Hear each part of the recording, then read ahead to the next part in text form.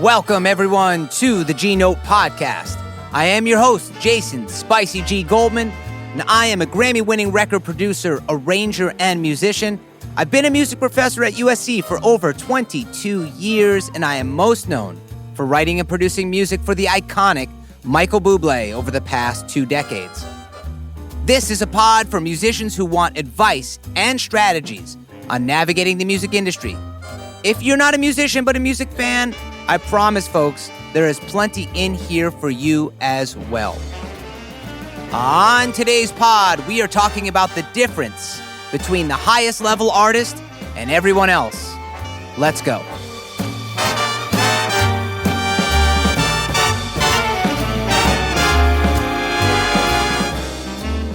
All right, folks, welcome back. On this podcast, as many of you know who are listening, we talk a lot about striving to reach the highest level.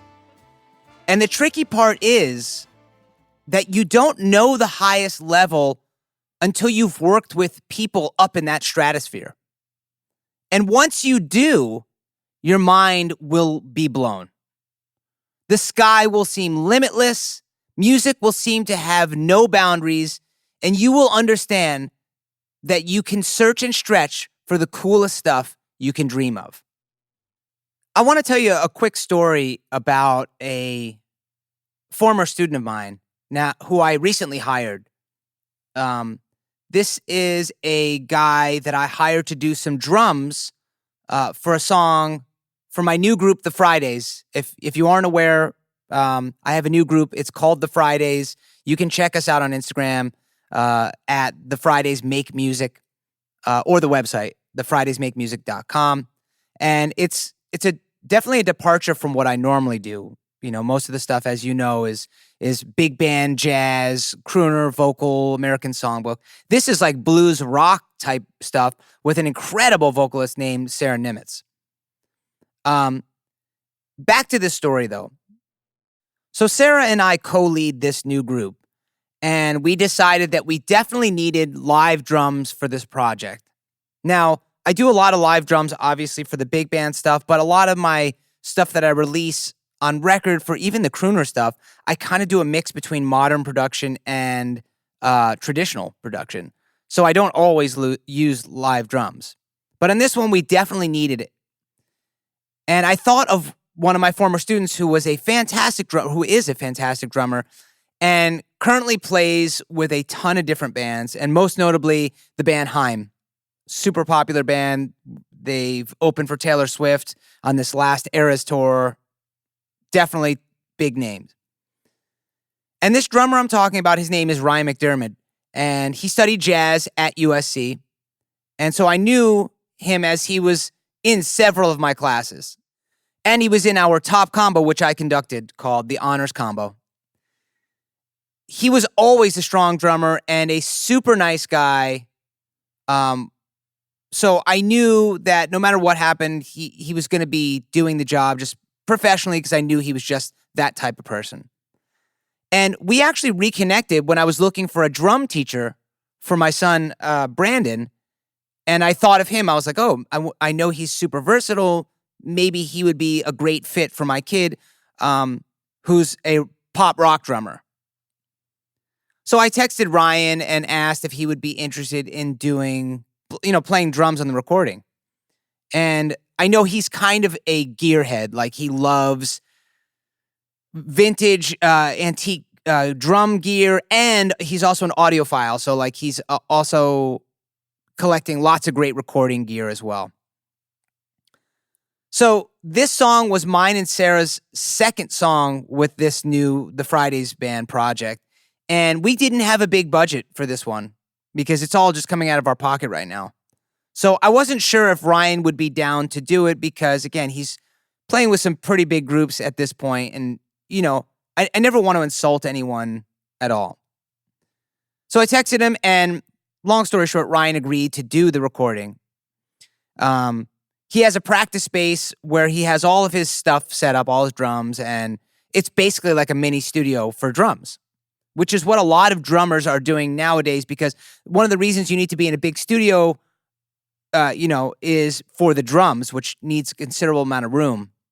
And studios are really expensive to rent, especially because I can do a lot of the stuff that we wanted to do just in my small little writing space.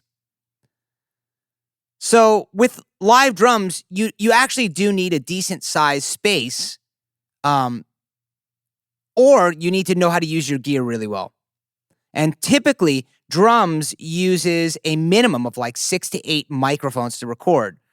You typically will need a really good engineer who understands how to mic the drums to get a good sound. And you need someone with good drum equipment, otherwise you're just going to get mediocre stuff, which again, I don't really do mediocre anymore at this point. By the way, no offense to that. It's just at this point in my career, it's like I need to get the best, or I'll find another way of doing it. This is why recording live music like jazz or rock can be very expensive, as you usually need all of these ingredients to get the best product. And I've said this before, it's like it's kind of ironic in a way that, jazz and classical and rock cost the most money to make, but jazz and classical bring in the least amount of money. Whereas pop music costs the least amount to make and brings in probably the most, pop or hip hop music.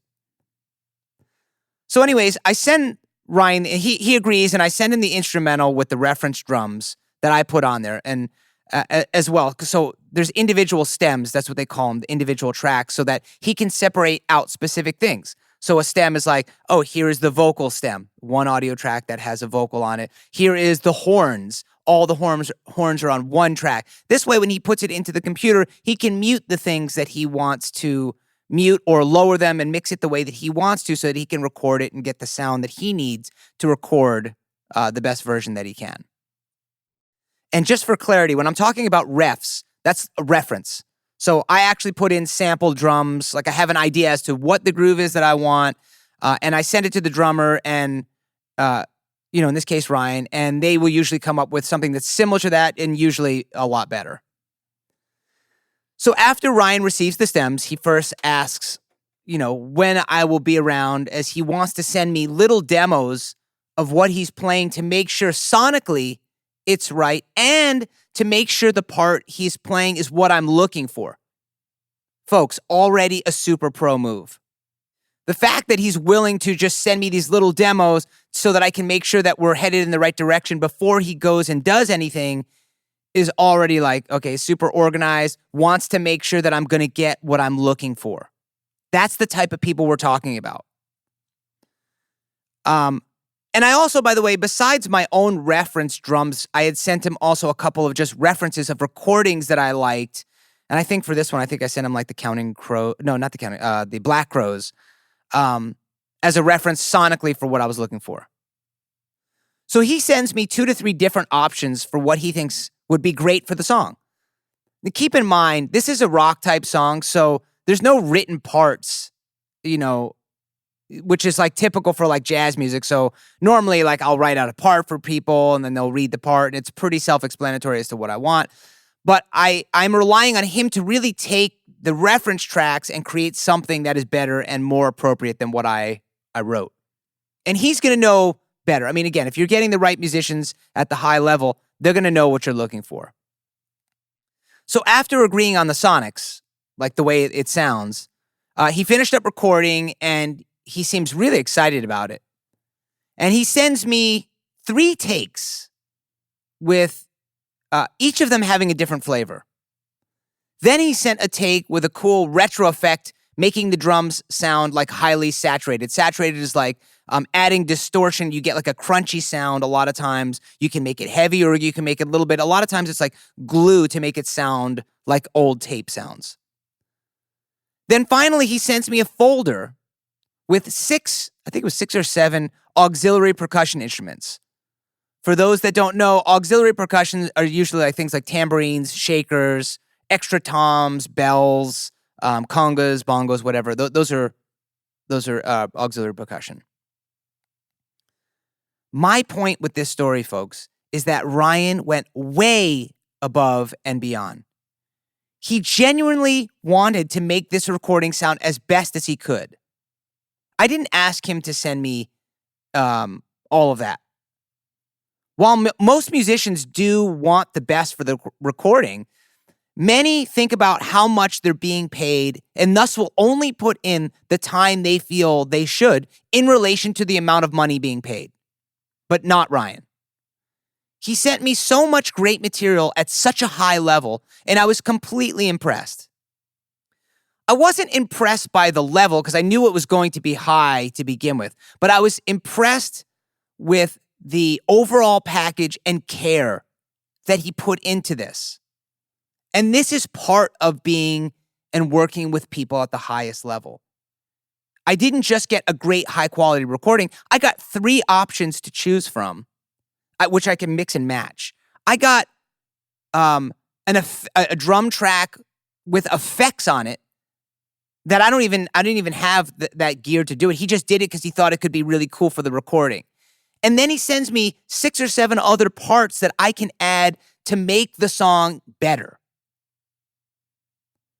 And this is what the highest level is like.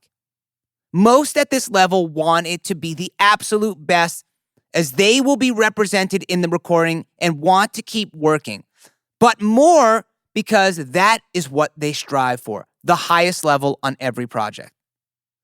What teachers often don't tell you, but I've told you on this pod several times, is that this is what it takes to get to the highest level of the craft. Yes, of course, it's about the performance if you're a musician, just a performing musician. But it's about the other things as well. Are you easy to work with? Are you giving me more than I can expect? Right? Are you going out of your way to make sure that this is the best? And it's this professionalism, the yearning to make it the best, that tends to lead towards getting recommendations to other projects, which could next be the big ones. So again, I'm sure Ryan knows that I do work with a lot of artists that he may be interested in working with, but I didn't get the impression like that's why he was doing that. But I think the point I'm making here is that this could lead to him getting more work. And I can tell you this now. We've already done 2 more songs since this. I've hired him for both, and I've been able to get him more money. Even though Sarah and I are still paying out of our pockets, it's worth it to pay a little bit more money because we know what we are going to get. We are going to get the highest and someone who cares as much about what it sounds like as we do.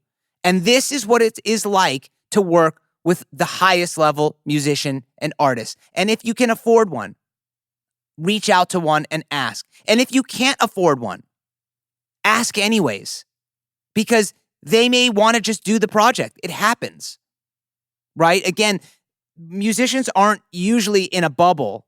They want to do as many creative things as possible. And you should ask them if that's the sound you hear.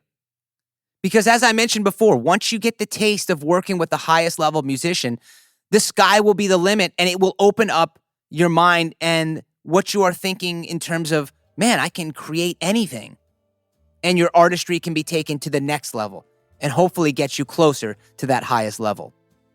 Folks, I hope you enjoyed today's episode. If you haven't already, please subscribe to this pod so you can stay up to date with the new shows, giveaways, and more importantly, I say it all the time, the concerts. Come out to one of our big band shows at the Vibrato Jazz Club. You'll see my 17 big band, and you will have a blast. I promise. It's incredible food, incredible music. The atmosphere is insane, and the band, if I do say so myself, is freaking killer. You can also follow me on Instagram at SpicyGMusic or check out my website, jasongoldmanmusic.com, to see what projects I'm currently working on and to see when I'll be performing next. Thanks so much for listening, everyone. Much love. Peace.